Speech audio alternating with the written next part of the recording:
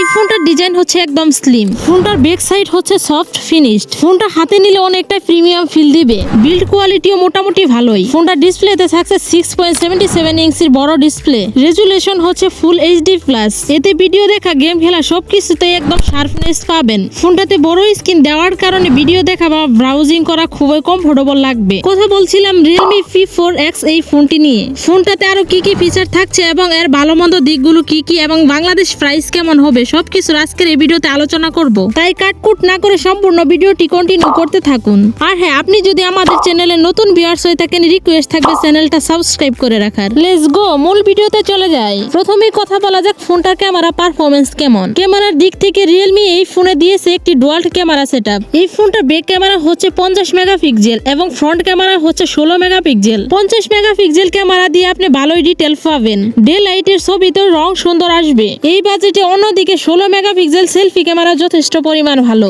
এখন একটু কথা বলা যাক ফোনটার র্যাম ও স্টোরেজ নিয়ে। ফোনটাতে দেওয়া হয়েছে 6GB RAM plus 128GB storage. এই কমিউনিকেশনের সাধারণ ব্যবহার, social media, light media, gaming সব ক্ষেত্রেই ভালো পারফর্ম করবে। র্যাম 6GB হয়, মাল্টিটাস্কিংও খুবই স্মুথ হবে। তবে হ্যাঁ, এখানে একটি কথা না বললেই নয়, আপনারা কিন্তু এই ফোনটিতে হাই গ্রাফিক্সের গেম রান করাতে গেলে ফোনটা গরম বা লেগ ফিল হতে পারে। সো হাই গ্রাফিক্সের গেম রান না করাই বেটার, আমি যেটা মনে করি। তবে আপনি নর্মাল গেমগুলো সুন্দরভাবে খেলতে পারবেন, কোনো প্রবলেম হবে না। এখন কথা বলা যাক ফোনটার ব্যাটারি ও চার্জিং কেমন দিয়েছে। এই ফোনটার সবচেয়ে চমৎকার বিষয় হচ্ছে এর ব্যাটারি। এটাতে দেওয়া হয়েছে 7000 mAh এর বড় সড়ো দানবীয় ব্যাটারি। এটাই হচ্ছে এই ফোনের সবচেয়ে বড় আকর্ষণ। এটা দিয়ে আপনি একদিন নয়, প্রায় 2 দিন পর্যন্ত নর্মাল ইউজে চালাতে পারবেন।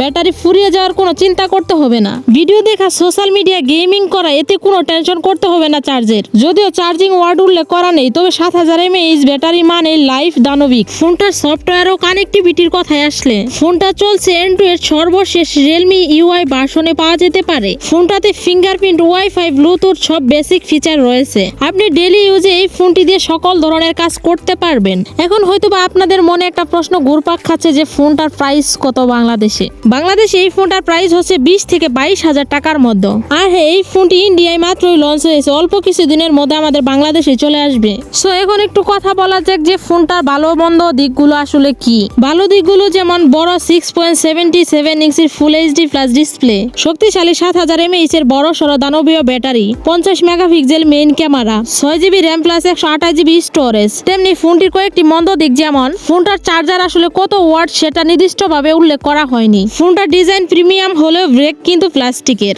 এখন কথা হচ্ছে এই ফোনটি আসলে কাদের কেনা উচিত। যারা চান লং ব্যাটারি লাইফ, বড় স্ক্রিন এবং ক্যামেরা ব্যালেন্স চান, তাদের জন্য এই ফোনটি সেরা চয়েস হতে পারে। আপনি যদি হাই গ্রাফিক্সের গেম খেলতে পছন্দ করেন তাহলে কিন্তু এই ফোনটি আপনার জন্য না। আপনি অন্য একটা ফ্ল্যাগশিপ ফোন দেখতে পারেন। সো ভিউয়ার্স, এই ছিল আজকের মূল ভিডিও। ভিডিওটি কেমন লাগলো আর ফোনটি আপনাদের কাছে পছন্দ হয়েছে কিনা অবশ্যই কমেন্ট বক্সে আপনার মূল্যবান মতামত রেখে যেতে পারেন। আর হ্যাঁ, প্রতিনিয়ত এরকম ভিডিও পেতে চ্যানেলটা সাবস্ক্রাইব করে রাখতে পারেন। সো দেখা হচ্ছে নেক্সট আরেকটি ভিডিওতে। ততক্ষণে সকলে ভালো থাকুন, সুস্থ থাকুন। আল্লাহ হাফেজ।